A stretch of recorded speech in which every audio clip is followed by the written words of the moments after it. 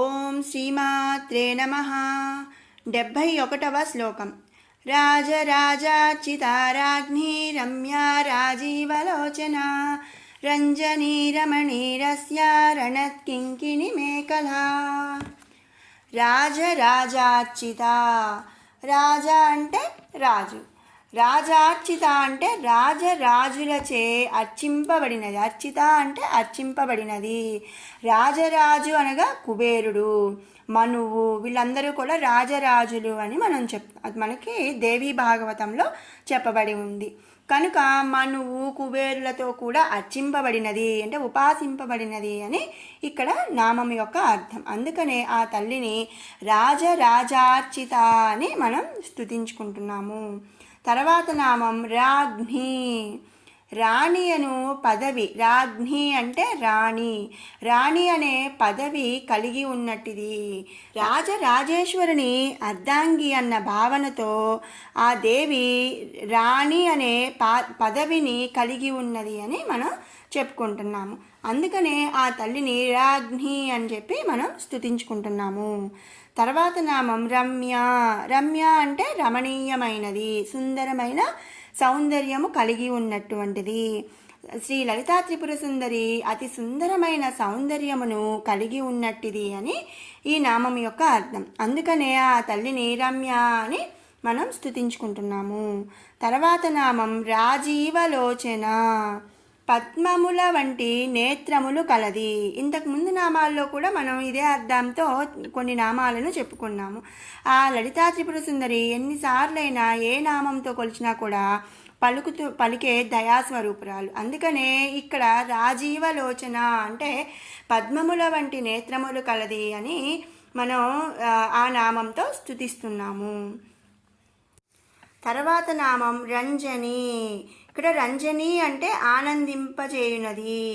తనని ఆశ్రయించి త్రికరణ శుద్ధిగా ధ్యానించు భక్తులను రంజింపచేస్తుంది అంటే ఆనందింపజేస్తుంది అని ఈ నామం యొక్క అర్థం. మరి అంతే కదండి, తల్లిని ఆశ్రయించిన వారికి ఎలాంటి కష్టాలు ఉండవు, తనకు కొంగు బంగారమై సకల సౌభాగ్యాలను ప్రసాదిస్తుంది అని మనం ముందు నామాల్లో చెప్పుకున్నాము.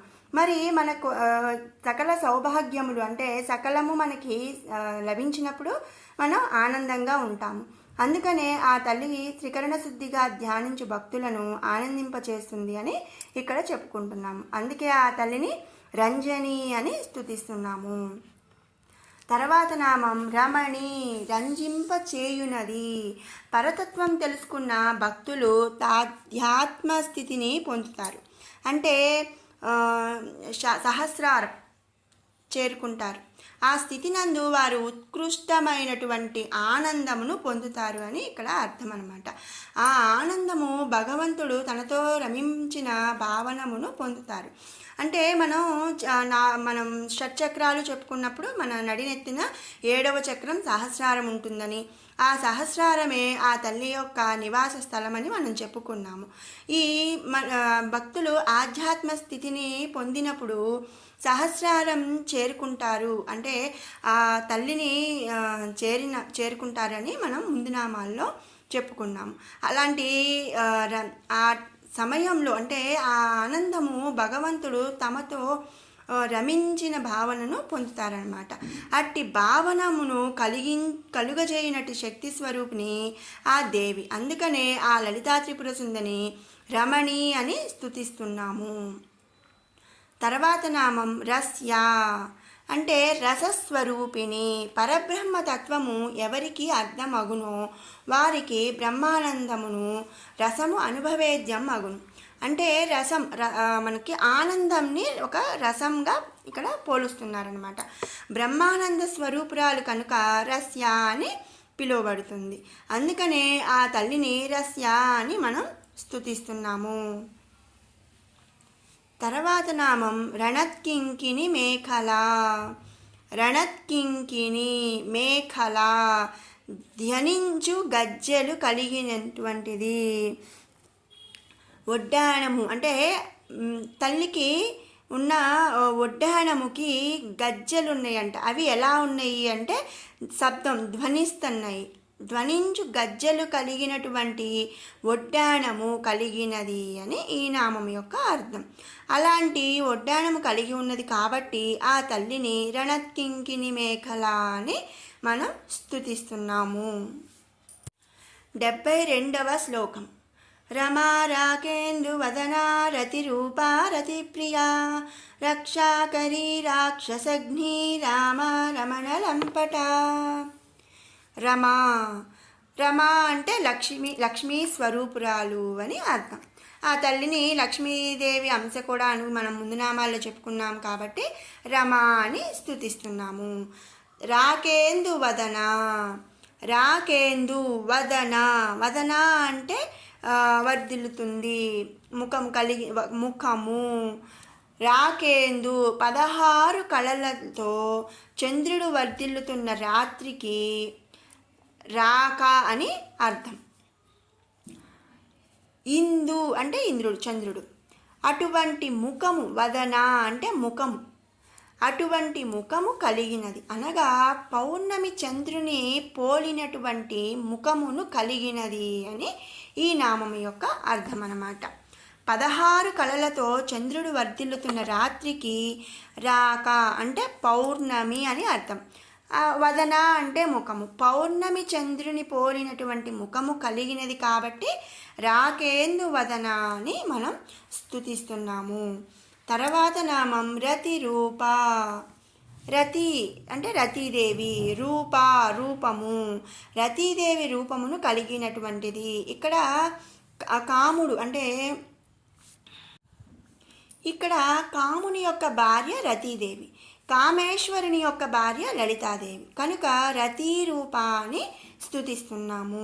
కాముడు కూడా కామేశ్వరుని యొక్క అంశ అని మనం ముందు నామాల్లో చెప్పుకున్నాం కాబట్టి కాముని భార్య రతీదేవి కాబట్టి కామేశ్వరుని అంశ కాముడు కాబట్టి రతీ రూప అని మనం లలితాదేవిని స్తుతించుకుంటున్నాము. తర్వాత నామం రతిప్రియా. రతి అంటే మన్మధుడి యొక్క భార్య రతీదేవి. ఇందాక మనం పైనామంలో చెప్పుకున్నాము. కాముడు అంటే మన్మధుడు, ఆయన భార్య రతీదేవి. ప్రియా ఆమె పట్ల ఇష్టము, ప్రియా అంటే ఇష్టము. రతిప్రియా అంటే మన్మధుని యొక్క భార్యగు రతీదేవి పట్ల ఇష్టము కలిగినది అని ఈ నామం యొక్క అర్థం. అందుకనే మనం రతిప్రియా అని మనం ఆ తల్లిని స్తుతించుకుంటున్నాము. తర్వాత నామం రక్షాకరీ. కరీ అంటే చేయునది, రక్ష అంటే రక్షణ, రక్షాకరీ అంటే రక్షణ చేయునది. ఈ సకల సృష్టిని రక్షించినటువంటి వాడు పరమశివుడు. ఆ తల్లి శివతత్వము కలిగి ఉన్నది కనుక ఆ దేవి ఈ సకల జగత్తును కూడా రక్షించు కార్యమును నిర్వర్తిస్తుంది అని మనకు తెలుసు, మనం ముందు నామాల్లో చెప్పుకున్నాం. కాబట్టి ఆ తల్లిని రక్షాకరీ అని మనం స్తుతించుకుంటున్నాము. తర్వాత నామం రాక్షసగ్ని. అగ్ని అంటే సంహరిస్తుంది. రాక్షసుల, రాక్షసగ్ని అంటే రాక్షసులను సంహారము చేయునట్టిది అని ఈ నామం యొక్క అర్థం అన్నమాట. ధర్మ సంస్థాపనార్థం లోకకంటకులైనటువంటి రాక్షసులను అగ్ని అంటే అగ్ని వలె దహించి వేయునది కాబట్టి రాక్షసగ్ని అని మనం ఆ తల్లిని స్తుతించుకుంటున్నాము. తర్వాత నామం రామ. సర్వ స్త్రీ స్వరూపములు శక్తులు అన్నీ కూడా తానే అని చెప్పి మనం చెప్పుకున్నాము. అలాంటి స్త్రీ శబ్దమునకు మాతృస్వరూపురాలైనటువంటిది అని ఈ నామం యొక్క అర్థం. అందుకే ఆ తల్లిని రామ అని మనం స్తుతించుకుంటున్నాము. తర్వాత నామం రమణ లంపట. స్త్రీ శబ్దమునకు మూలశక్తి అయినటువంటి దేవి తన భర్త అందు ఆసక్తి కలిగినటువంటిది అని ఈ నామం యొక్క అర్థం. అందుకనే ఆ తల్లిని రమణ లంపట. లంపట అంటే ఆసక్తి, రమణ అంటే స్త్రీ శబ్దమునకు మూలశక్తి అయినటువంటి దేవి తన భర్త, రమణ అంటే భర్త, రామ అంటే స్త్రీతత్వం, రమణ అంటే భర్త, లంపట అంటే ఆసక్తి. ఆ దేవి తన భర్త అందు ఆసక్తి కలిగినటువంటి అయి ఉంది కాబట్టి ఆ తల్లిని రమణ లంపట అని మనం స్తుతించుకుంటున్నాము. 71, 72 శ్లోకాల అర్థాలు తెలుసుకున్నాం కదా. ఇప్పుడు 69 నుంచి 72 శ్లోకాల వరకు 2 సార్లు పారాయణ చేసుకుందాం. ఓం ధ్యానం అరుణాం కరుణాతరంగితాక్షీం ధృతపాశాంకుశపుష్పబాణచాపాం అణిమాధిభిరావృతాం మయూకైః అహమిత్యేవ విభావయే భవానీం. ధ్యాయేత్ పద్మాసనస్థాం వికసితవదనాం పద్మపత్రాయతాక్షీం హేమాభాం పీతవస్త్రాం కరకలితలసద్ధేమపద్మాం వరాంగీం సర్వాలంకారయుక్తాం సకలమభయదాం భక్తనమ్రాం భవానీం శ్రీవిద్యాం శాంతమూర్తిం సకలసురనుతాం సర్వసంపత్ప్రదాత్రీం సకుంకుమవిలేపనామళికచుంబికస్తూరికాం సమందహసితేక్షణాం ససరచాపపాశాంకుశాం అశేషజనమోహినీ మరుణమాల్యభూషోజ్వలాం జపాకుసుమబాసురాం జపవిధౌ స్మరేదంబికాం.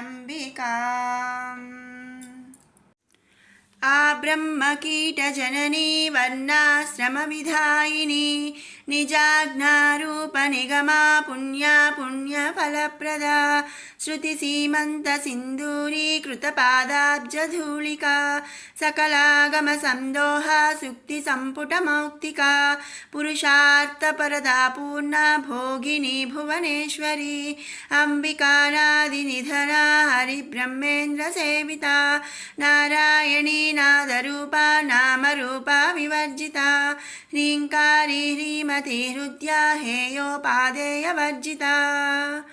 మరోమారు పారాయణ చేసుకుందాము. ఆ బ్రహ్మకీటజననీ వర్ణాశ్రమవిధాయిని నిజాజ్ఞరూపనిగమా పుణ్యా పుణ్యఫలప్రదా శృతిసీమంతసింధూరీకృతపాదాబ్జధూళికా సకలాగమసందోహా సుక్తిసంపుటమౌక్తికా పురుషార్థప్రదా పూర్ణా భోగిని భువనేశ్వరీ అంబికానాదినిధనా హరిబ్రహ్మేంద్రసేవితా నారాయణీ నాదరూపా నామరూపా వివర్జితా హ్రీంకారీ హ్రీమతి హృద్యా హేయోపాదేయవర్జితా. ఓం శ్రీమాత్రే నమః.